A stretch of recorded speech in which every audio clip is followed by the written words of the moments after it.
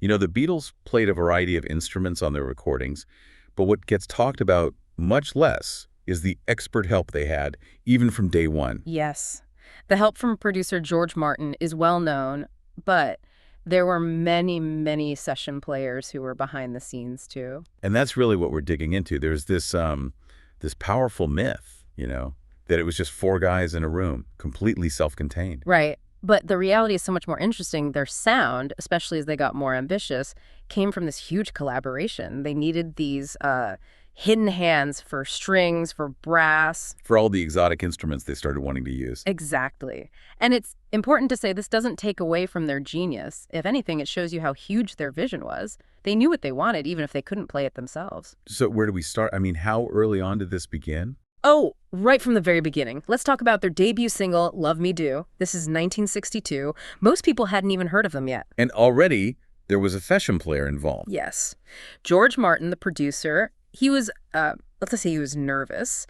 Ringo Starr had just joined the band. So he was the new guy. The new guy. And Martin wasn't confident in his drumming for that all-important first record. So he brought in a professional, a guy named Andy White. Andy White. So he's our first hidden hand. He is. White was a seasoned session drummer. Totally reliable, technically perfect, and, get this, the hit single version that everyone knows. That's Andy White on the drums. No way. So what happened to Ringo? He was given a tambourine. Ouch. For his own band's first single. Can you imagine? It's kind of this perfect example of the song coming first. Yeah. The four-man lineup wasn't sacred if Martin felt the track needed something more polished. And White himself must have found that ironic, playing on one of the biggest debuts in history and being completely anonymous. He did.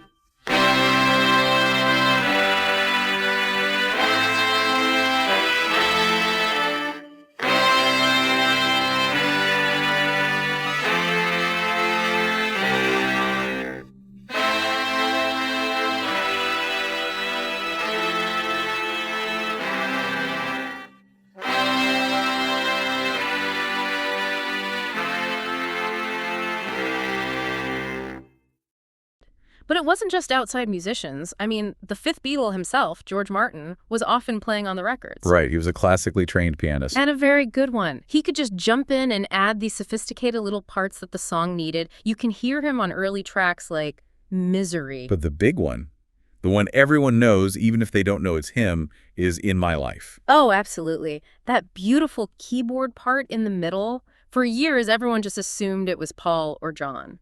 It has such a unique sound. It sounds almost like a harpsichord or something. Exactly. And that's where we move from Martin the musician to Martin the studio wizard, because it wasn't a harpsichord. Okay, so what was it? It was a piano. Martin wrote this really fast, complex, Baroque-style solo. The thing is, it was too difficult for him to play it cleanly at full speed. So what did he do? He had the engineers record him playing it at half speed. Half speed, wow. Literally twice as slow. Then they sped the tape back up to the normal playback speed for the song. What does that do? Two things. First, it corrects the playing speed, so it sounds perfectly fast and precise. But second, and this is the magic, it raises the pitch of the piano by a full octave. Ah, so that's where that bright, crystalline harpsichord-like sound comes from. That's the trick.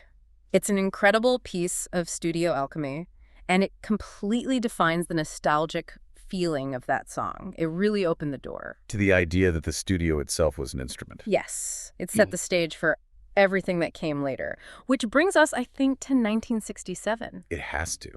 We're talking about Sgt. Pepper's Lonely Hearts Club Band. The ultimate studio album. This is where they just blew the doors off what a rock band could do.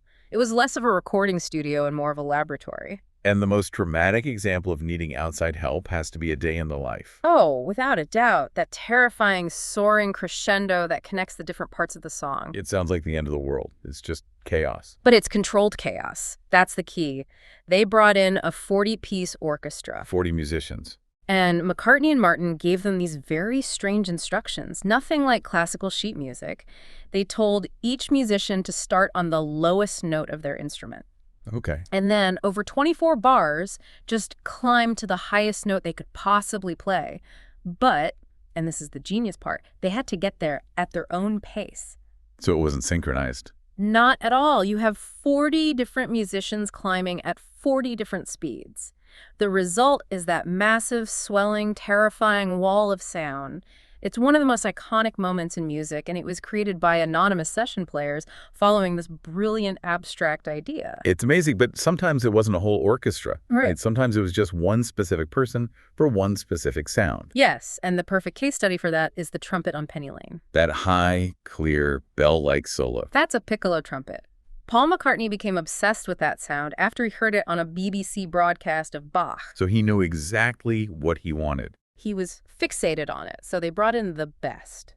David Mason from the London Symphony Orchestra, he came in, played that absolutely brilliant solo that defines the entire song. And let me guess, he got a flat fee and no album credit. You got it. That was just the way it worked. His contribution is inseparable from the song's success, but he was just a guy hired for the afternoon. It's kind of heartbreaking, in a way. It is, and you see it all over Sgt. Pepper. String players on She's Leaving Home, brass bands for the circus vibe on Being for the Benefit of Mr. Kite. These weren't just, little add-ons, they were fundamental to the sound. And this need for specialists went beyond just classical instruments, too. Oh, yeah. Think about the psychedelic stuff. The mellotron on Strawberry Fields Forever. The instrument that gives it that spooky flute-like sound. Right. And the mellotron was this very complicated, clunky machine. It was basically an early sampler that used actual tape loops inside it.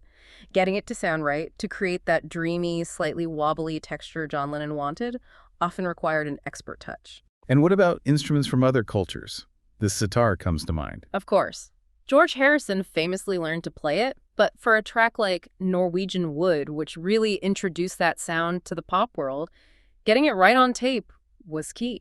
So they consulted with experts? They did. They worked with session musicians who had spent a lifetime mastering that incredibly complex technique. It's another example of them being smart enough to know what they didn't know. The list just goes on and on. I'm thinking of the French horn on For No One. Alan Civil, a legendary classical player. The French horn has that perfect, mellow, melancholy sound. A trumpet would have been too bright. The horn gives you that feeling of warmth and sadness that the song needs. So it all comes back to this big question. Why were all these crucial contributors left uncredited? Well, there are a couple of reasons. The first is just business. It was standard practice. Session players were paid a flat fee for their time. A one-and-done deal. Exactly. You get paid for the 3-hour session, and that's it. It doesn't matter if the song disappears or becomes the biggest hit in the world. No royalties, no credit. And the other reason? Branding. The record labels had invested everything in the image of these 4 self-sufficient lads from Liverpool, the Fab Four. Listing, 40 other names on the album sleeve just complicates that narrative. It dilutes the brand. It's like the musicians were seen as tools, almost. Like another piece of studio equipment.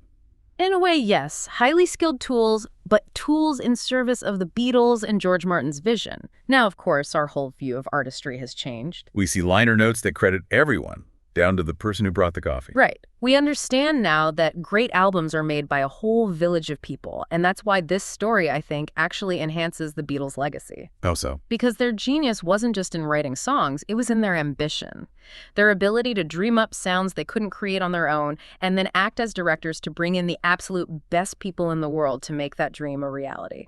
They weren't just a band. They were conductors. Brilliant conductors. They were orchestrating these massive productions with an incredible vision. So the next time you listen to Penny Lane or A Day in the Life, you're not just hearing 4 Beatles. Not at all. You're hearing an entire hidden orchestra.